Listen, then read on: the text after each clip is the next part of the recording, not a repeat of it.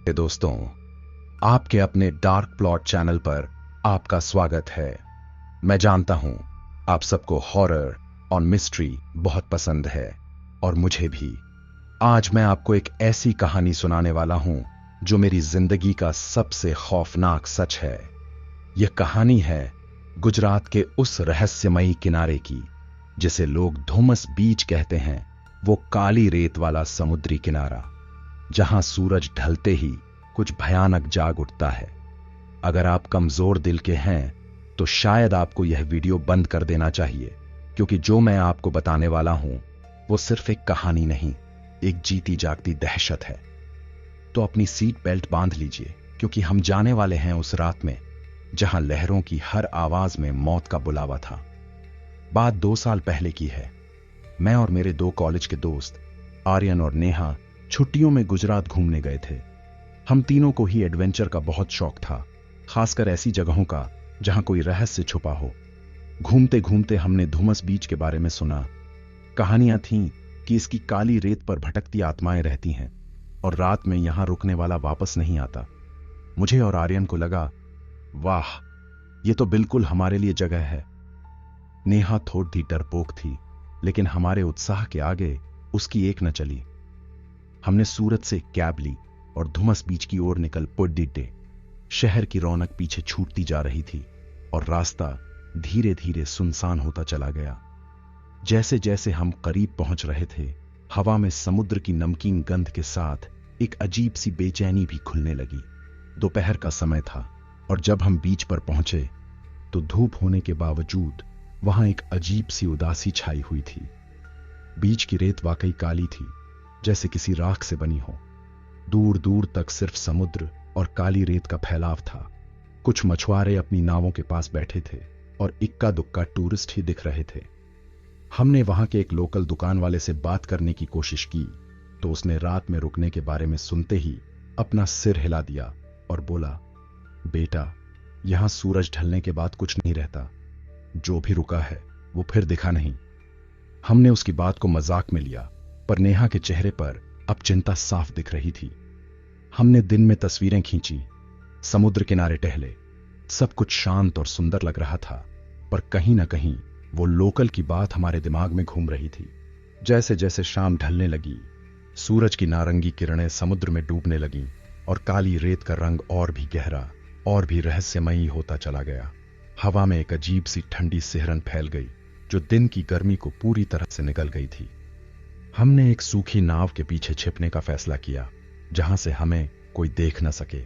सूरज पूरी तरह से समुद्र में समा चुका था और आसमान में सिर्फ हल्की सी चांदनी बाकी थी। धीरे धीरे धुम्मस बीच पर एक भयानक सन्नाटा छा गया। अब सिर्फ लहरों की आवाज थी और कुछ नहीं। लेकिन धीरे धीरे उन लहरों की आवाज के साथ कुछ और भी सुनाई देने लगा। पहले तो मुझे लगा कि यह सिर्फ हवा का शोर है, लेकिन वो धीरे धीरे फुसफुसाहट में बदलता जा रहा था। यहां आओ, हमारे पास आओ। नेहा ने मेरी बांह कसकर पकड़ी। सुना तुमने? ये कैसी आवाजें हैं? आर्यन, जो अभी तक थोड़ा बहादुर बनने की कोशिश कर रहा था, उसका चेहरा भी पीला पोड़ी दिख गया था। यार, ये तो मजाक नहीं है, उसने धीमी आवाज में कहा। लहरों की आवाज अब और तेज हो रही थी और उन फुसफुसाहटों के साथ साथ हमें लगा जैसे दूर कहीं से कोई रोने की आवाज आ रही है। किसी औरत के दर्द भरी चीखें जो हवा में गूंज रही थीं। हमारी सांसें तेज हो चुकी थीं। हमने अपनी टॉर्च जलाई, पर उसकी पीली रोशनी भी उस अंधेरे को भेद नहीं पा रही थी। तभी नेहा ने इशारा किया, समुद्र की ओर।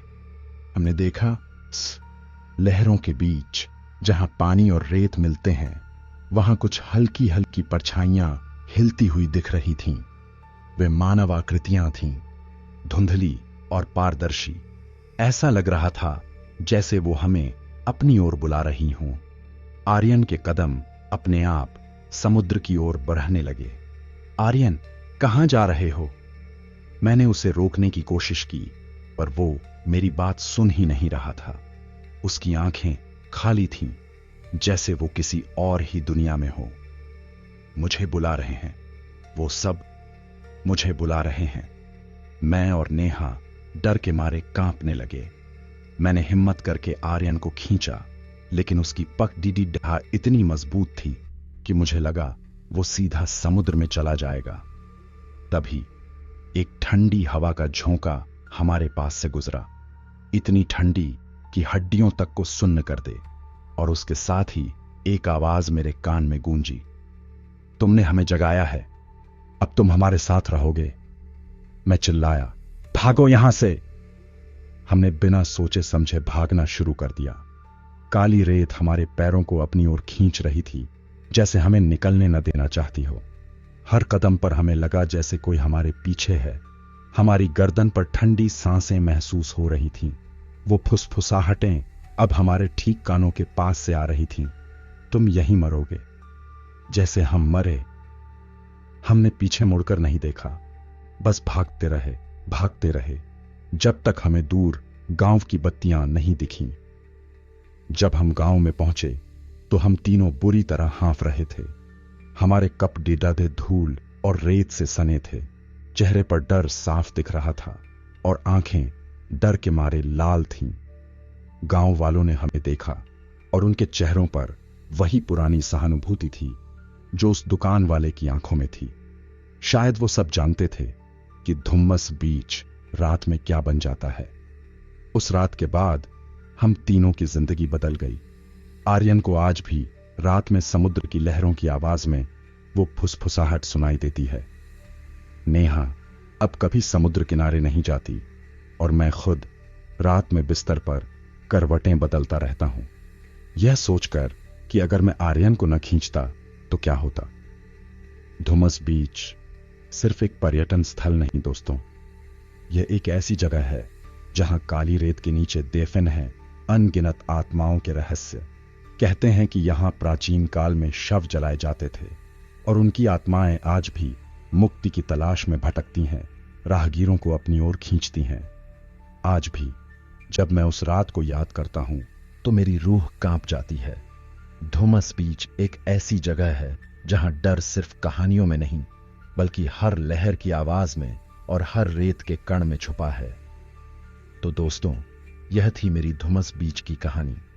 अगर आपको यह कहानी सुनकर डर लगा हो या आपको भी किसी भूतिया जगह का ऐसा ही अनुभव हुआ हो तो नीचे कमेंट्स में जरूर बताएं।